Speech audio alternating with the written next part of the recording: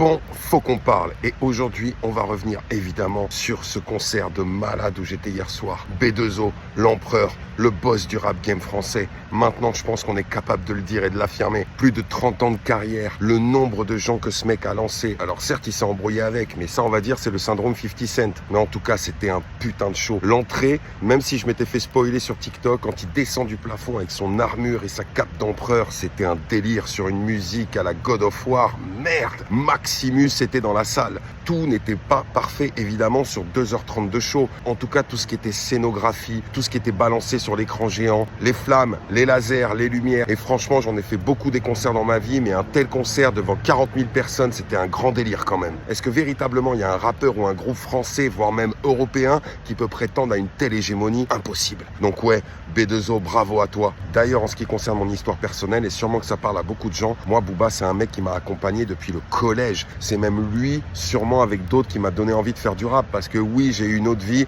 et j'ai fait du rap pendant très longtemps avec un groupe, etc. En effet, la musique, dans certains cas et dans le mien, peut véritablement en partie sauver votre vie. Booba, je l'ai écouté à des moments où c'était down, où c'était dark. Que ça soit quand j'étais adolescent, que ça soit pendant des périodes de ma vie où j'ai perdu des gens, que ça soit des problèmes de la vie qui fait que quand tu écoutes cette musique-là, d'un certain côté, ça te permettait de survivre. Croyez-moi, j'ai eu beaucoup de soucis dans ma vie. Je suis pas là pour faire ma pleureuse. On a tous vécu des choses dures. Mais en effet, ce genre d'artiste, cette musique, en l'occurrence pour moi, Booba, eh ben ouais, ça a beaucoup participé au fait de rester debout et à réussir à avancer. Lui et d'autres d'ailleurs. Mais en l'occurrence, Booba, il y a une vraie filiation. L'autre filiation, évidemment, c'est le 92. Ça, c'est sûr. Encore l'autre filiation, c'était par exemple pendant le concert, lorsqu'il a tapé les deux sons en rapport avec le PSG et que tous les supporters, dont moi qui avions le maillot à ce moment-là, on est parti en furie. Imaginez-vous, moi, depuis que je suis petit, je suis fan de la NBA, je suis ultra supporter du PSG et en plus de ça, Booba est sûrement un de mes rappeurs qui m'a le plus accompagné dans ma vie. Qu'est-ce qui s'est passé il y a quelques années? Le PSG se met en lien avec Jordan et là, pendant le concert de Booba, il tape des sons pour le PSG et j'ai le maillot avec Jordan et Paris sur le corps. Trois choses qui ont marqué ta vie qui se réunissent au même moment.